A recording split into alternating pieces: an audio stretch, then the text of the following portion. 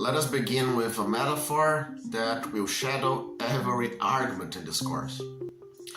Imagine 3 election night screens: California, Texas, New York.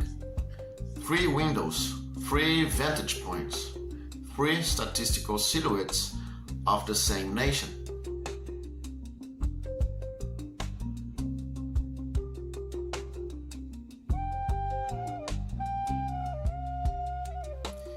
Each claims to reveal the same truth. This is the next president. The images align, the curves reinforce one another. A pattern appears, calm and confident, like the surface of epistemic certainty.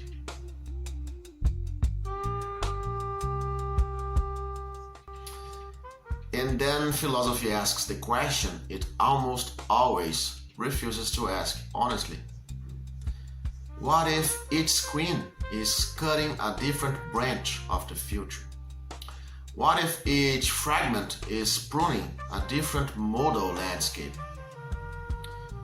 What if the convergence, this beautiful apparent harmony, is only superficial, cheap, fragile, accidental?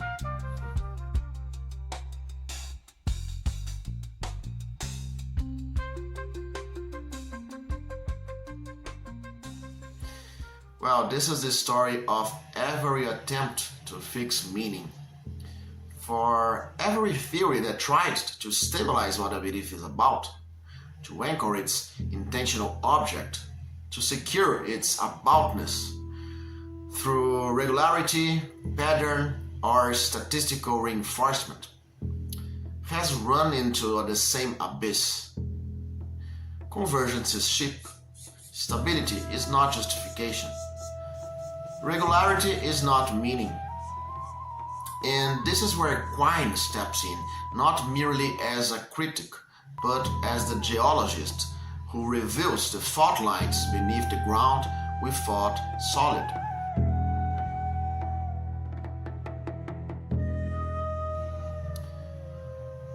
Why Quine still matters? Well, Quine showed that if the meaning of a belief were fixed by the pattern that confirmed it, the data, the correlations, the dispositions, then no pattern could ever be privileged.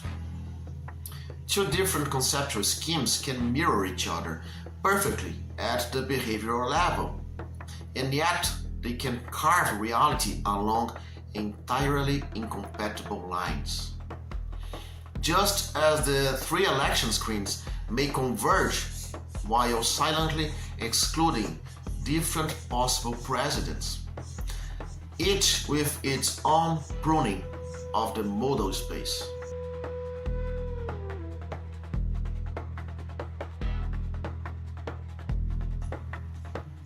This is the heart of underdetermination.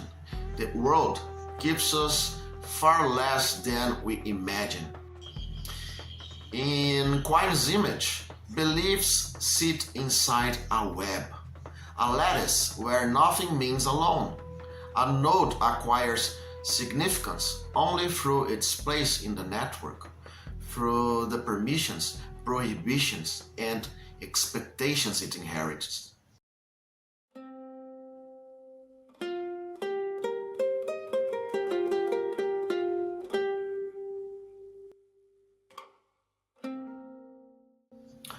So meaning is not in the pattern. Meaning is in the role the pattern plays in the whole architecture of commitments. Cheap convergence is cheap precisely because it bypasses this architecture. And here lies the irony.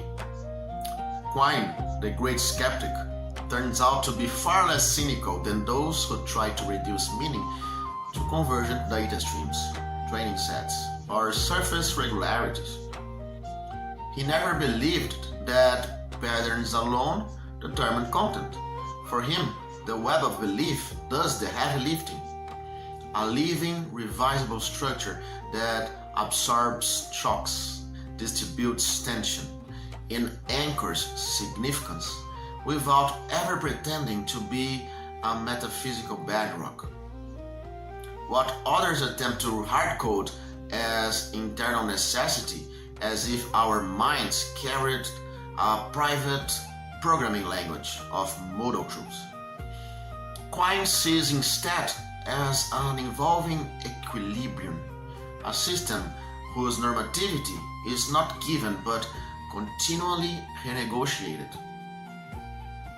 In Quine's picture of intelligence, learning is never the installation of a metaphysics.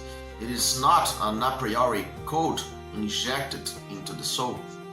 Learning is closer to what animals do, adjusting to feedback, reinforcing what survives, pruning what fails, navigating the horizon of success without reflection, without symbols, without a secret semantic grammar hidden behind the eyes.